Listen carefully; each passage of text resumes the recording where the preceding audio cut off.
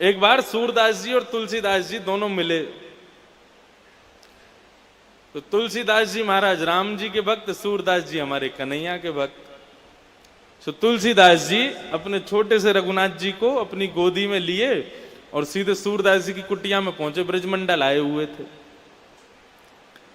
सूरदास जी के पास पहुंचे तो सूरदास जी ने बड़ा स्वागत किया, आओ भगत की। बोले महाराज आओ विराजो। तुलसीदास जी बोले आपके पद सुनकर के रोम रोम प्रफुल्लित हो जाता है।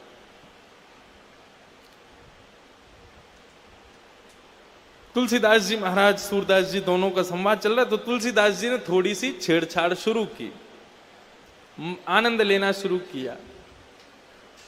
बोले कहां कमी रघुनाथ के, हमारे रघुनाथ जी में कोई कमी है जो तुम कन्हैया के पीछे पड़े रहते हो? सबको छोड़ो, हमारे रघुनाथ जी की शरण में आ जाओ।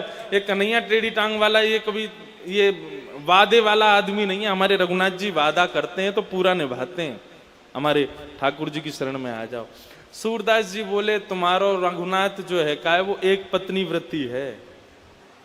वो एक पत्नी के अलावा दूसरे कोई को भी देखे तो वाकू या तो मैया समझे या बहन समझे। हमारो कन्हैया बहुपत्नी धारी है, ये सबको स्वीकार करे, जो आ जाए वही को अपना ले। हमारो कन्हैया बढ़िया है। तो दोनों में आपस में संवाद चल रहा था। तुलसीदास जी बोले देखो भाई कुछ भी कह लो, हमारे राम जी बड़े हैं। सूरदास जी बोले नहीं देखो हमारे कन्हैया बड़े हैं, कन्हैया की तुलना मत किया करो। जबकि हैं दोनों एक ही, राम कृष्ण दो एक हैं, अंतर नहीं निमेश। यदि राम कृष्ण दोनों प्रकट हो जाएं तो आप ये नहीं बता सकते राम कौन है कृष्ण कौन है। केवल एक ही तरीका बताने का, आंखें देखो गौर से। जिसकी आंख मटक रही हो समझना कन्हैया है, जो गंभीर बैठा हो समझना राम है। इनके नयन गंभीर हैं, उनके चपल विशेष। जो कभी यहां देखे तो तुरंत यहां देखे और फिर यूं देखे, ऐसे देखे, यहां देखे, वो समझना ये कन्हैया है। और जो गंभीर दीर्घ गंभीर नेत्र एकांत करके बैठा हो राम जी। तो दोनों में आपसी विवाद हो गया। महाराज राम जी बड़े हैं, कन्हैया बड़े हैं। तुलसीदास जी बोले एक काम करो, तोल लो। तुम अपने ठाकुर जी को लेके तराजू में बैठो, हम अपने राम जी को लेके बैठे। जिसका पटला भारी वो बड़ा है। तो ठीक है। एक पेड़ पर तराजू लटकाया गया। सूरदास जी अपने गोपाल जी को लेकर के पहुंचे और तुलसीदास जी अपने रघुनाथ जी को लेके पहुंचे। सूरदास जी महाराज जैसे एक पडले में बैठे तो कहकर जय हो मेरे गोपाल जी लाज रखी हो, और लेकर के बैठ गए। दूसरे पडले में तुलसीदास जी महाराज बैठे, जय हो मेरे श्री सीताराम लाज रखी हो, बैठ गए। अब दोनों ही बैठे तो तराजू ऊपर नीचे होते होते होते होते आकर के रुका तो श्री तुलसीदास जी का पल्ला नीचे चला गया, सूरदास जी ऊपर लटक गए हवा में। सूरदास जी बोले कहा भयो? बोले कहा भयो नीचे पाम लटका के देखो। सूरदास जी ने पैर लटका के देखे तो हवा में थे। सूरदास जी समझ गए कि हम ऊपर आ गए, ये तुलसीदास नीचे पहुंच गए, मतलब राम जी बड़े। तुलसीदास जी बोले अब हमने सिद्ध भी करवा दिया, राम जी बड़े हमारे। ये कन्हैया वनैया को छोड़ो, रघुनाथ जी की शरण आ जाओ। सूरदास जी ऊपर पटला से कूद गए नीचे, अपने ठाकुर जी को लेकर के कुटिया में आ गए और सिंहासन पर ठाकुर जी बैठा दिए और गुस्सा होकर के सूरदास जी बैठ गए। गला फाड़ फाड़ के तुम्हारा कीर्तन करता हूं, दिन रात तुम्हारे गुणगान गाता हूं, मुझे आंखें नहीं दी, नेत्रहीन बना दिया, फिर भी आपका एक क्षण के लिए भी मैं त्याग नहीं करता हूं। आज मां तुलसीदास के सामने मेरी नाक बचाने की जब बात आई तो मेरी नाक कटवा दी आपने। सक्टासुर मारने के लिए आया, इतने बलवान हो गए। पूतना मारने के लिए आई, 7 दिन के इतने बलवान हो गए। कंस को दोनों भुजाओं से उठा करके फेंक दिया। अरे और तो और गिरिराज जी को अपनी इकन्नी उंगली पर धारण किया, वहां इतने बलवान बन गए, और यहां अपने भक्त की लाज बचानी तो हल्के बन गए। नेक थोड़े से भारी है जाते, मेरो पडला नीचे आ जा तो तुलसीदास के आगे मेरी नाक थोड़ी ऊंची हो जाती। अभी अन्योन्याश्रय हो गया ना। वो कह रहा है कि अब अपने ठाकुर जी को छोड़ो, मेरे ठाकुर जी की शरण में आओ। उसके ठाकुर जी बड़े हो गए तो ठाकुर जी प्रकट हो गए। बाबा दोनों हाथों से उनके गाल पकड़े। मोसो नाराज क्यों है रहे हो? बोले हाँ तुमसे नाराज क्यों नहीं होंगे। सब अच्छा ही तो किया आपने मेरे संग, मुझे नेत्र नहीं दिए, घर परिवार सब छूट गया, सबको छोड़ छाड़ के यहाँ कुटिया में रहते हैं, दिन रात आपका भजन करते हैं, अच्छा किया क्या आपने मेरे संग, आज मेरी नाक कटवा दी। ठाकुर जी बोले मोसो नाराज मत हो आप, मेरी गलती ना है, गलती आपकी है, गलती स्वयं करो और दोष मुंह को दे रहे हो। बोले हाँ गलती तो हमने कर दी जो आपके शरण में आ गए हम। बोले बाबा एक बात बताओ, एक से ज्यादा दो हूं मैं, दो से ज्यादा तीन। बोले और नहीं तो क्या, गिनती गिना रहे हो मुंह को, यहां पे एक दो तीन। गोपाल जी बोले बाबा आप पडला में बैठे, आपने कहा कही जय हो मेरे गोपाल जी मेरी नाक बचाइयो, कही तो एक तो मैं गोपाल जी, एक आप, दो लोग।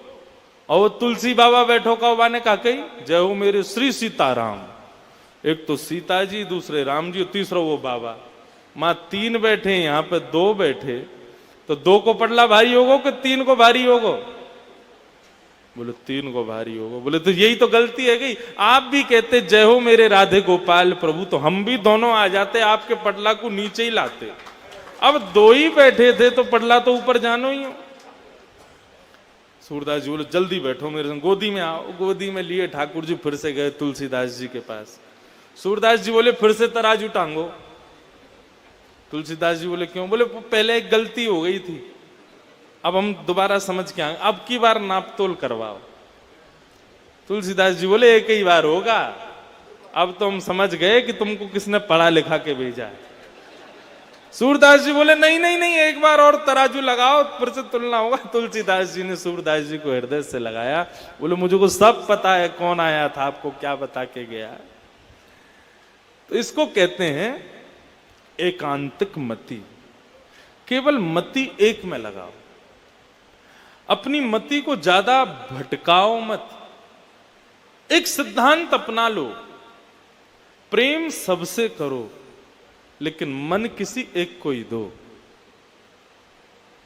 प्रेम सबसे करो, निष्ठा सब में रखो, लेकिन जब मन देने की बात हो तो मन ना रहे 10-20। एक हथों सो गयो श्याम संग। एक ही मन है, उस मन को ठाकुर जी को दे दो, उसको 10-20 जगह बांटते मत रहो। एक है, उसको ठाकुर जी को दे दो, बस ऐसा भाव रखो। तो भक्ति पथिक के अनुयायी को पहला गुण उसके अंदर होना चाहिए समदृक, समदृष्टि। दूसरा गुण उसके भीतर होना चाहिए एकांतिक मति। मति मन केवल एक में लगावे। हनुमान चालीसा भी करे, शंकर जी का यजन भी करे, देवी पूजा भी करे, गुरु ग्रंथ साहिब को भी प्रणाम करे, सबको नमन करे, साईं को भी वंदन करे, सबको वंदन करे, लेकिन जब मन देने की बात आवे तो निश्चय करके बैठे किसी एक को ही देवे, किसी एक को अपना मन दिया करे। एकांतिक मति। तो पहला हो गया समदृक, दूसरी हो गई एकांतिक मति, और तीसरी बहुत जरूरी बात है, ध्यान से सुनना, उन निद्रा। भक्ति के पथिक को चाहिए, नवदा भक्ति के मार्ग पर चलने वाले को चाहिए उन निद्रा। उन निद्रा किसको कहते हैं? उद्गता निद्रा। भगवान की भक्ति के लिए, भगवान के भजन के लिए, भगवान की सेवा के लिए अपनी निद्रा में भी जो कटौती करता हो उसको कहते हैं उन निद्रा। भक्ति के पथिक को ज्यादा सोना नहीं चाहिए। भगवान गीता के 6वें अध्याय के 16 और 17वें श्लोक जाकर के पढ़ लेना। गीता के 6वें अध्याय के 16-17 श्लोक में भगवान क्या कहते हैं पता है? श्लोक मुझे याद नहीं, लेकिन वहां भगवान कहते हैं ज्यादा खाने वाला और ज्यादा सोने वाला मुझे जीवन में कभी नहीं पा सकता। 16वें श्लोक में 6वें अध्याय में भगवान कहते हैं ज्यादा भोजन करने वाला और बहुत सोने वाला, ये दो अवगुण जिसमें हैं वो व्यक्ति मेरा दर्शन नहीं कर पाएगा। और 17वें श्लोक में क्या कहते हैं? बहुत कम सोने वाला और बहुत कम खाने वाला भी मुझको नहीं पा सकता। मध्यस्थ रखे स्वयं को। बहुत जरूरी बात भगवान बता रहे हैं गीता में। बहुत खाने वाला और बहुत कम खाने वाला, बहुत सोने वाला और बहुत ज्यादा कम सोने वाला, ये दोनों ही मेरी प्राप्ति नहीं कर सकते। इसलिए मध्यस्थ रखो स्वयं को। भोजन के लिए नहीं जीना, जीने के लिए भोजन करो। सोने के लिए ही सारी व्यवस्थाएं मत करो, केवल उतना सोना है जिससे थोड़ी शरीर की थकान दूर हो जाए। उन निद्रा, अपनी नींद को थोड़ा सा कम रखो। जो पड़े ही रहते हैं, पौड़े ही रहते हैं, उठते ही नहीं है बिस्तर पे से 10-10 तक बजे तक और पड़े भय हैं, और महाराज अलग ही उनकी स्थिति हो रही है। पेट को उठा के यहां धरें, फिर पेट को उठा के वहां धरें, ऐसी स्थिति जिनकी है, कितना भी भजन कर लें, तिलक लगा लें, उनको ठाकुर जी कभी नहीं मिलेंगे, बता दियो। मध्यस्थ रहे उसको ठाकुर जी मिलते हैं। एक वृंदावन में एक बाबा रहते थे, उनका नाम था घड़ी वाले बाबा। है घड़ी वाले बाबा। उनको घड़ी वाले बाबा क्यों कहते थे? वो पैर में घड़ी पहनते थे, हाथ में नहीं पहनते थे, पैर में पहनते थे। क्यों? उनसे कोई पूछता बाबा पैर में घड़ी क्यों पहनते, तो वो कहते कि हाथ तो कर्म करते हैं और कर्म पर काल का प्रभाव नहीं होता। हमारे पैर गतिशील हैं, गति पर काल का प्रभाव है, इसलिए पैर में घड़ी पहनते थे। तो उनका एक नियम था, वो कभी गुदगुदे गद्दे पर नहीं बैठते थे।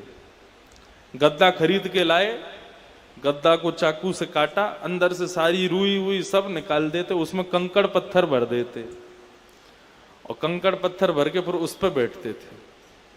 उनसे किसी ने पूछा बाबा ऐसे क्यों रहते हो? बोले देखो, शरीर को जब नींद आएगी ना, तो नींद ना देखे टूटी खाट।